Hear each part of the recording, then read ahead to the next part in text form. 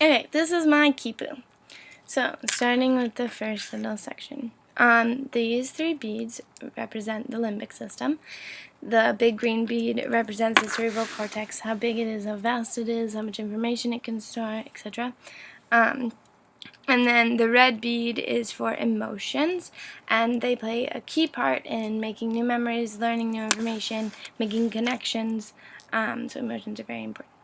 And then the gold bead is for novelty, because human beings are naturally novelty seekers, and and it's important that teachers incorporate novelty into classrooms to keep the students inspired and focused and wanting to learn more.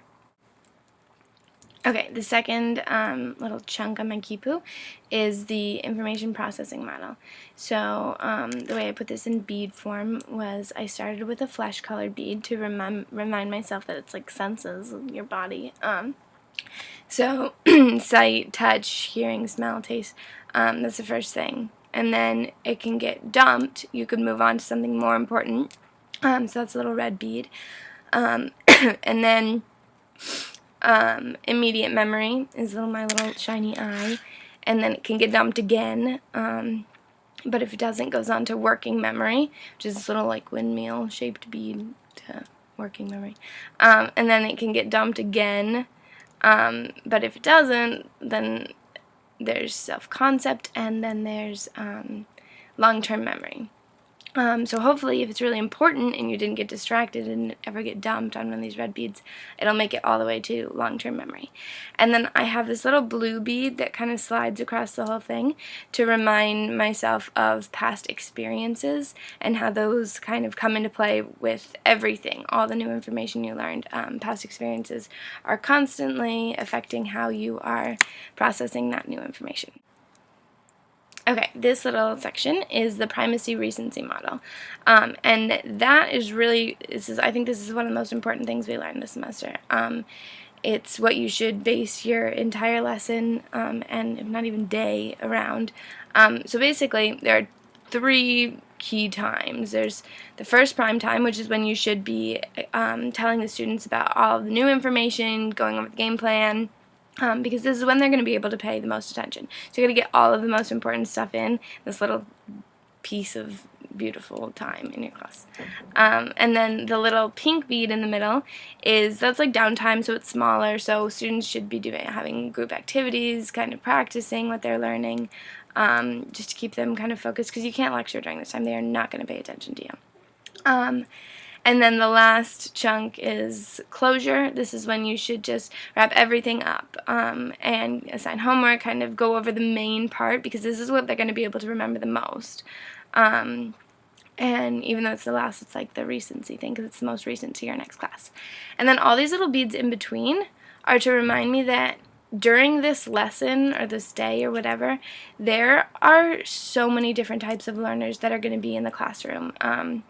And they're all going to be processing the information you're giving them in totally different ways, and it's really important that as a teacher I recognize that, and that I try and make the lesson accessible to as many students as I can. So all these little beads are different, unique students. Okay, so this little chunk is back to the working memory, and it's to remind me that the human brain, the way we retrieve by difference, so that's the gold bead, it's different, and then we store by similarity. So with new information, they're going to try and make a connection, and it's important that you give them the tools to make that connection, and then hopefully it'll end up in the long-term memory. So these two beads are the same as the other ones because they're the same thing. Okay, so this is left brain, right brain. And to remind myself that there are going to be students who are more left brain preferred and more right brain preferred, and what that means. So right brain students are going to be more, some people say more dreamy, but it's like they can access their creative mind easier, and then they're going to be better at different things than a left brain student who's going to be a more linear learner, and will do better, more kind of exact, instead of kind of outside the box and unique, like brain learner would be. So this is arts, integrating the arts into the classroom. And I did the same color as my right brain for the arts side. This would be a classroom with the arts, this would be without. Because there are a lot of schools who are cutting the arts programs, but there are so many studies to prove how important they are for students, especially the young mind.